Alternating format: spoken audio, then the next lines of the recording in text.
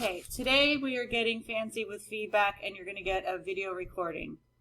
Up in this box, the New Haven Hospital, you want to have in the second row the address, like the 700 Care Lane, third row Great Falls, and then the phone number after it, not all in one line like that.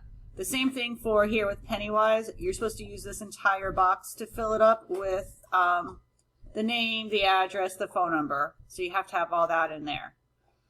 Okay, let's see what else. We got the dates in here, correct. Here, the newborn testing, which here you should have, it was $250 per day. You have the day there. You always want to have the service units. Both of them were one. You do have the money, that's correct, the total. You want to put the total right here in this box. The 300 should be here. We have the Medicare, the correct policy number. The insured's name is her mother. It's page-wise. This little box is 03, and then the number right here is 714-222-65. So just a couple little errors that you had. You know, you just want to, that's why I'm making the video for you. Let me pause it here and then pull up your next file. Okay, here we have Paula Short. You do have TRICARE selected. We have Paula. This is also Paula. John's name doesn't come down here until the other insured's name. He goes into number 9. You have the correct address. You have that. All of those are correct. So same as patient, same as patient. You do have the TRICARE. You're the only one so far that has had it. I want you to make sure that this is the correct birth date. I don't think it is. I think that might be. Whose birthday is that? Isn't it 1991? The telephone number you'd want to add in there. Signature on file. This is all good. Your code, this first code is correct. This one, cross that one out. You do not need that one, only the first one.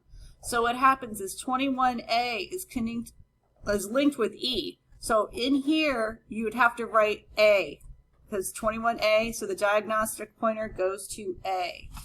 You were very close with the place of service. It is 99203.